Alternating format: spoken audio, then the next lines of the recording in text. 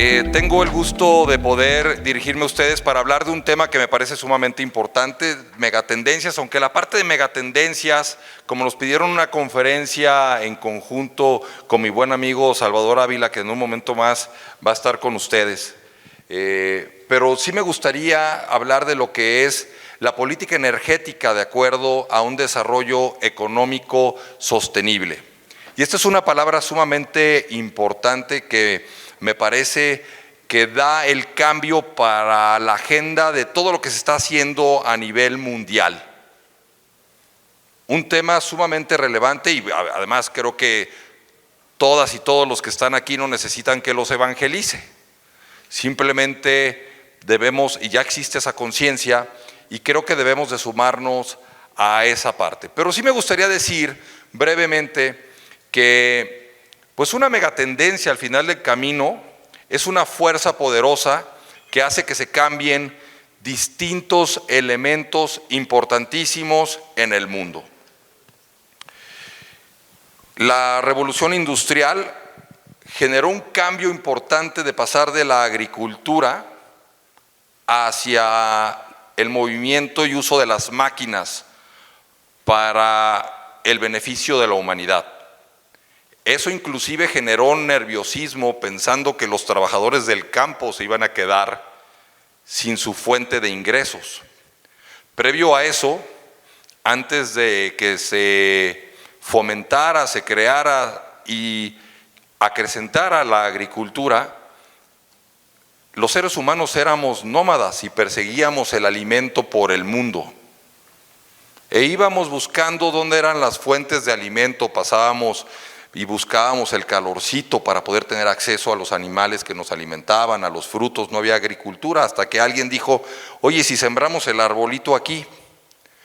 Ya que se difundió eso, alguien dijo, oye, si usamos máquinas para hacerlo más ágil. Y ahora estamos pasando a una etapa muy importante donde ya el uso de la tecnología se ha incrementado, las computadoras, hablamos de industria 4.0, y hoy por hoy ya hablamos de inteligencia artificial.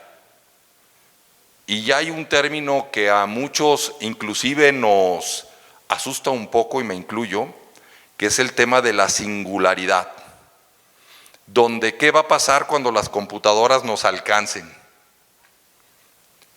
Hace algunos meses, he visto dos películas que me han llamado mucho la atención sobre el tema.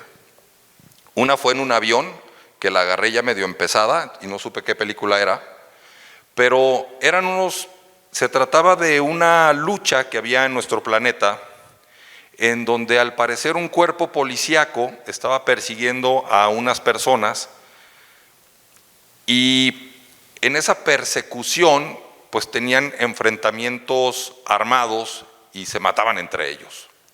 Pero de repente uno de los policías, digamos, se enfrenta con una de estas personas que decían que eran androides, ¿sí? O más bien se sentían humanos, y esta persona cuando ve al policía que se queda indefenso porque se le cae el arma o se le acaban las balas, lo ve, siente compasión y sale corriendo y no lo mata. Entonces el policía se levanta y dice, ya sienten compasión. Entonces eran los androides los que pensaban que eran humanos y que eran perseguidos por los policías por algo que ni se imaginaban.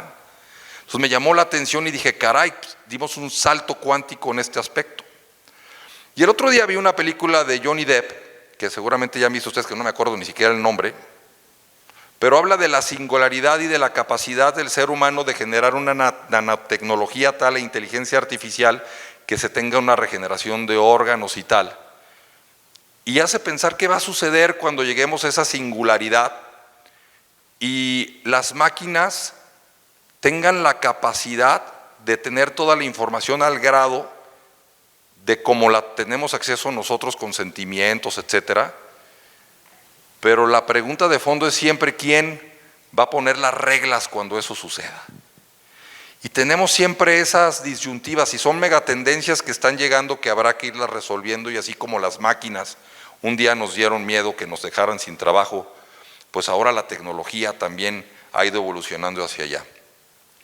Y algunas de las megatendencias que hemos visto un poquito que están también afectando ahora a nuestro país en un corto plazo, más que en un largo plazo, pues tenemos el nearshoring, la regionalización y por supuesto todo el tema de la transición energética y el cambio climático, que son muy importantes. Y esto hace que pensemos en generar, no solo en Jalisco, sino a nivel mundial, políticas claras de transición a esa materia o en materia energética, y Jalisco no es la excepción. Como ustedes saben, en el tema de desarrollo económico, la energía es sumamente importante. De hecho, el nearshoring es esa estrategia que le está permitiendo a las empresas acercarse a su cliente. Y es una conciencia que ha ido cambiando. Las empresas, pensábamos, para no excluirme de esa tendencia empresarial, pensábamos que teníamos que conseguir el lugar más barato para producir lo más barato, ser lo más eficiente, llevar el producto lo más barato posible a los distintos consumidores, generando la máxima rentabilidad posible. Empresarialmente ser una idea y ha sido algunas de las filosofías que se han generado. Sin embargo, hoy ya nos dimos cuenta que cuando se presentan elementos disruptivos como la pandemia, es una tendencia que no funciona del todo. Por eso la regionalización y el nearshoring han ido cambiando hacia acá. Pero cuando una empresa quiere venir y queremos generar desarrollo económico, se preguntan muchas cosas, pero hay 4 elementos fundamentales que una empresa busca cuando quiere establecerse, por ejemplo, en Jalisco. Y lo primero que preguntan es, ¿hay energía? ¿Hay agua? ¿Hay talento? Y si hay seguridad. Y todos estamos luchando para que existan las 4 condiciones para tener un lugar inversionable. A veces, desafortunadamente, como en todo, así como hay cuestiones climáticas, también tenemos elementos no tan climáticos que afectan el tema de la percepción de la seguridad. Y se está luchando contra eso. Pero pues hay que seguir con esa agenda tratando de disminuir los impactos de la seguridad. Pero al final del camino vivimos en una sociedad que tiene muchas oportunidades y el tema energético es sumamente importante. Por eso celebro este tipo de congresos. Para que vengan las empresas necesitamos esos elementos, entre otros, para generar esos empleos, pero también necesitamos otras cosas. Necesitamos vivienda, necesitamos que los trabajadores tengan acceso a una vivienda digna, que las universidades puedan tener los programas de estudio necesarios para poder, digamos, proveer de esos talentos necesarios ya ni tan al futuro. Simplemente lo pongo así. Si hoy llegara la empresa SpaceX, que seguramente ustedes conocen o han oído mencionar de ella, de Elon Musk, y dijera, hoy quiero poner SpaceX aquí, necesito 100 ingenieros aeroespaciales, pues sí nos ponen un apuro. Porque hoy por hoy, ni siquiera las universidades del Estado están pensando en una carrera que esté generando ese tipo de egresados para las empresas. Y entonces el reto se convierte también en el mediano y largo plazo, configurar todas las acciones hacia allá. El nearshoring también se da por un fenómeno que pasó derivado del costo altísimo que tuvieron los fletes en algún momento. En esta gráfica pueden ver cómo se elevaron los fletes de forma espectacular, donde el precio del transporte pasó de un contenedor de $1,500 hasta $11,000, aumentando más de 7 veces. Hoy ha ido recuperando un poco, aquellos que hacen logística no me dejarán mentir, pero todavía existen muchos retos al respecto, porque sigue siendo un tema la parte logística del movimiento de las mercancías. Y hoy por hoy, y les pongo un reto, hace ratito lo comprobé, por eso me atrevo a decirlo. Si ustedes quisieran comprarse unos AirPods Pro, digo, no es que me quiera comprar unos AirPods Pro, pero es un ejemplo nada más, y lo quieren hacer hoy, para encargarlos hoy, no hay. Y pueden entrar a su tienda Apple Store en cualquier momento, no ahorita para que me pelen un poquito, pero sí, pero si lo quisieran hacer, les dice que no hay disponibilidad. Eso es el fenómeno que se está dando de disrupción de las cadenas en algo muy sencillo, y lo estamos viendo en la industria automotriz, y lo estamos viendo en la industria metalmecánica, y lo estamos viendo en las distintas industrias que es tan importante el tema de las mercancías. Y por eso el nearshoring es un fenómeno que hay que atender. En esta gráfica mostramos las diferencias entre el costo de transporte hacia los Estados Unidos, ¿sí?, del sector electrónico provenientes de México y China. Y se ve claramente cómo el transporte marítimo desde China se ha aumentado de manera muy importante, y lo vemos el de México, que está en la parte de abajo, de una forma también muy importante, cómo no ha aumentado tanto. Y esto confirma por qué México se convierte en un lugar muy interesante para el tema del nearshoring, porque no solo tenemos que buscar que seamos, digo, y eso no lo estamos buscando, ser baratos en mano de obra, pero debemos de ser eficientes logísticamente, y la energía es un elemento sumamente importante para esto. Y el tema es qué va a suceder para poder solventar todas estas cosas, porque ahora ya no solo se habla de globalización, que es un término que ustedes están muy familiarizados, sino se habla de desglobalización y o regionalización, cerrar fronteras. Y lo vemos con la energía en Europa. Alemania y otros países se han cuestionado el cerrar sus fronteras para generar energía internamente, porque se han dado cuenta, como ustedes saben, que la energía importada, a la hora que escasea, no es suficiente.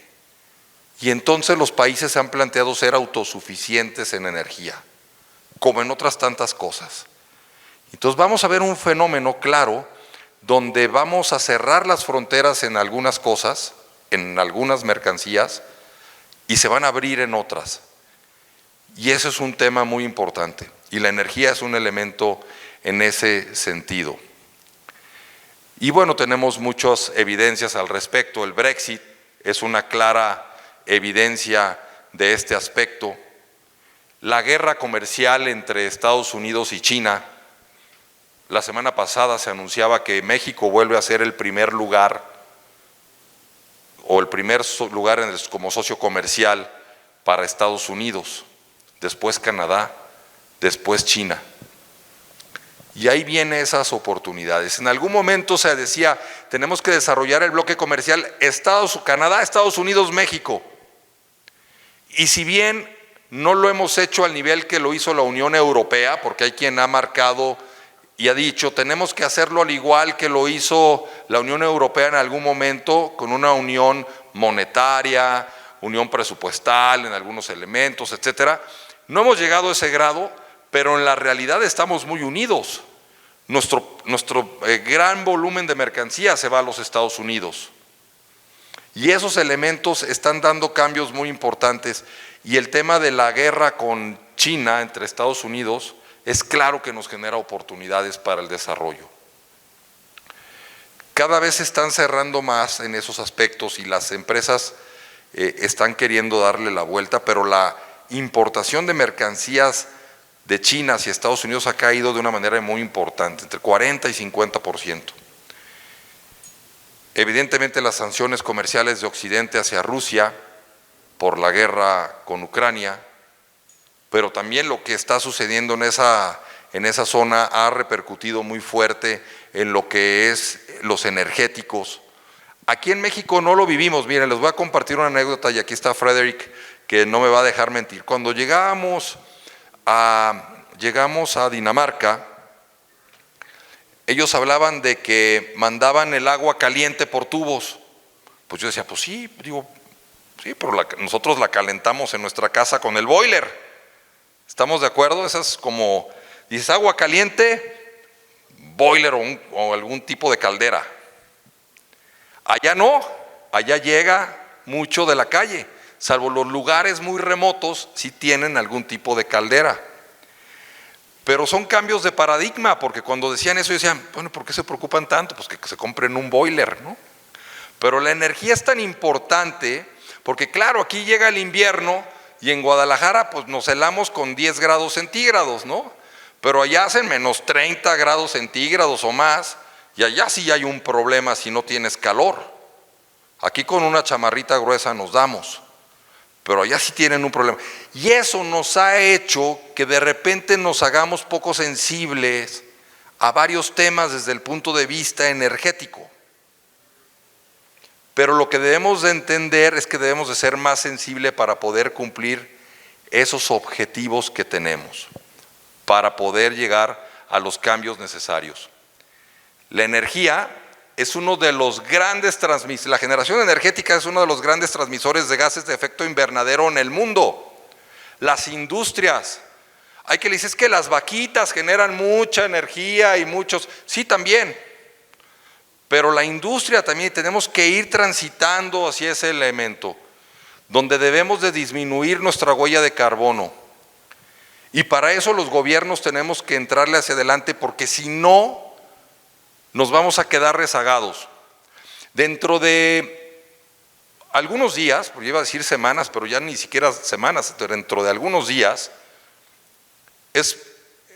se va a dar a conocer un cambio en la política de incentivos y de impulso al sector electrónico o de microprocesadores en el estado de Jalisco. Lo va a anunciar el gobernador.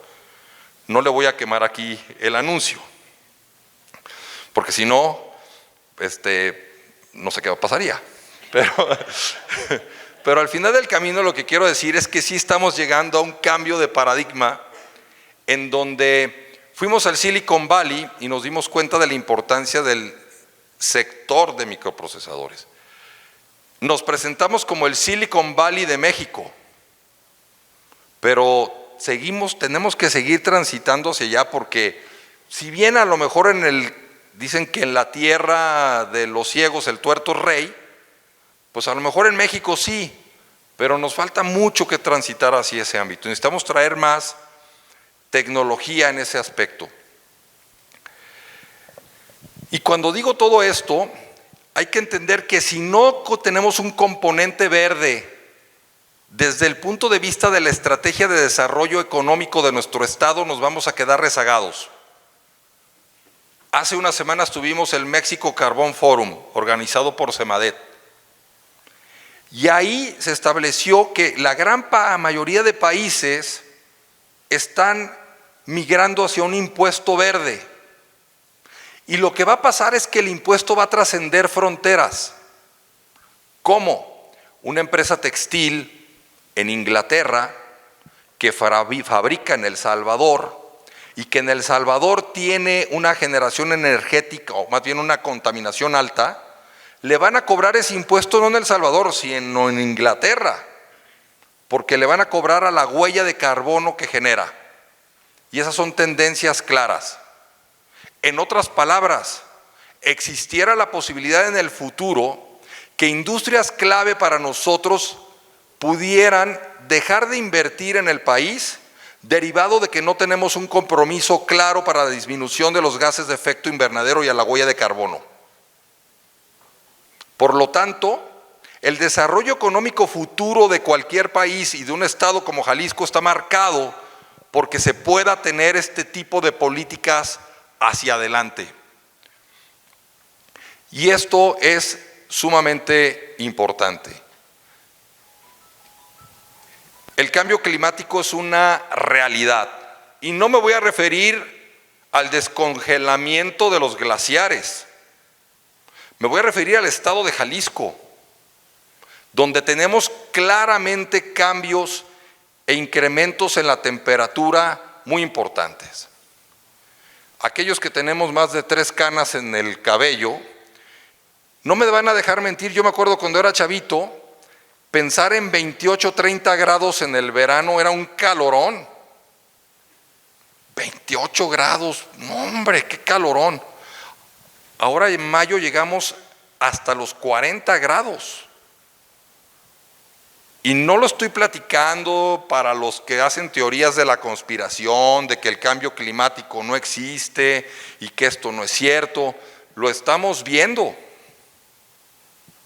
Es real que existe el cambio climático y tenemos que hacer algo al respecto y nuestro estado no puede dejar de estar ahí.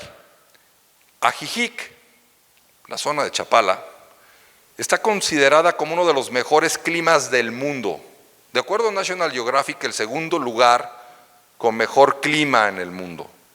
Por ahí hay un país en África que tiene el primer lugar, pero la neta prefiero Ajijic. Y entonces tenemos una gran oportunidad de conservarlo y está en nosotros. Y tenemos ciudades hermosas en nuestro país que hay que conservar. Desafortunadamente, no podemos resolverlo con el mismo grado de conciencia con el que hemos llegado aquí. Y les quiero contar una historia breve. En el siglo XVIII, ¿alguien se imagina o recuerda cuánto era la esperanza de vida en nuestro planeta? 35, entre 35 y 40 años. En el siglo XIX, ¿saben a cuánto cambió? 71 años. Y cada día aumentamos más. Yo creo que nadie de los que estamos aquí pensamos en una cifra menor a los 85 años. Los mismos seguros calculan entre 25 y 30 años ya la duración media de alguien que tiene un seguro que se jubila a los 65 años. Allí ustedes hagan el cálculo. La esperanza de vida ha cambiado de manera muy importante. Por otro lado, a pesar del conflicto bélico en Ucrania y Rusia, las guerras ya no son un elemento tan distribuido en nuestro planeta. Sí tenemos muchos lugares con mucha violencia, etcétera, y que hay que reconocer. Pero ya no tenemos esos elementos tan fuertes. La pregunta es, y se las arrojo a todas y todos ustedes, si tuviéramos que elegir un momento de la historia de nuestro planeta para vivir, ¿cuál elegirían ustedes?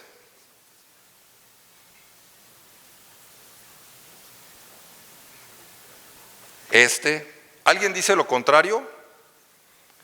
Eso decía Barack Obama hace algunos años en un discurso. Si tuviéramos que elegir un momento para establecer nuestra existencia, no habría uno mejor que este.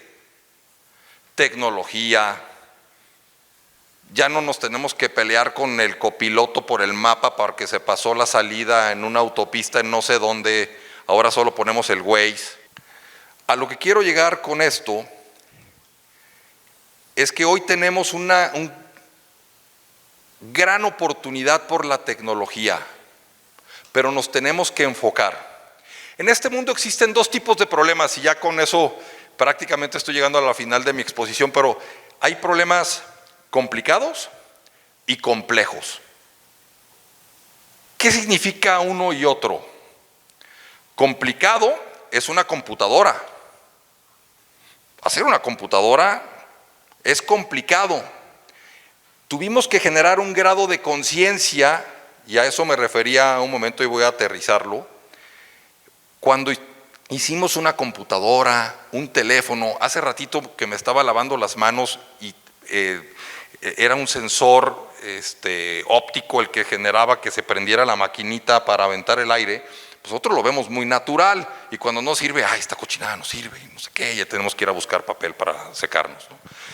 Pero desde el punto de vista del problema, decir, oye, una máquina que entienda que hay cercanía o lejanía de un objeto que no es, pues es complicado. Y lo resolvimos. El tema es que los seres humanos, gracias al método científico, hemos logrado resolver problemas complicados y lograremos resolver problemas complicados. La moraleja del tema es que hoy el cambio energético, el cambio climático, no se da por un tema complicado, se da por un tema complejo, donde los seres humanos hemos demostrado que no somos tan buenos administradores de nuestro planeta, porque entender la regeneración que se requiere en nuestro planeta es complejo.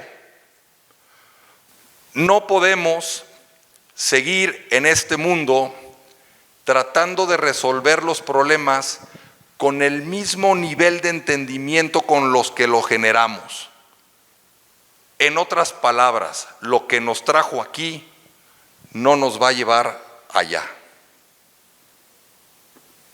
Yo los invito a que este Congreso sea el inicio para que en conjunto con la Agencia de Energía, las empresas, los académicos, los países que están más avanzados, las instituciones de investigación y por supuesto el gobierno del Estado, podamos establecer la ruta para ese cambio de mentalidad, para subirle al nivel a nuestras discusiones, más allá de tan solo quedarnos en un compartir algunos cambios tecnológicos que hemos tenido. Y entonces, si cambiamos nuestro nivel de conciencia, vamos a lograr mantener y administrar bien un problema complejo que se llama humanidad, viviendo en un planeta hermoso que se llama Tierra. Ojalá que así sea. Muchísimas gracias a todos y todas por la oportunidad.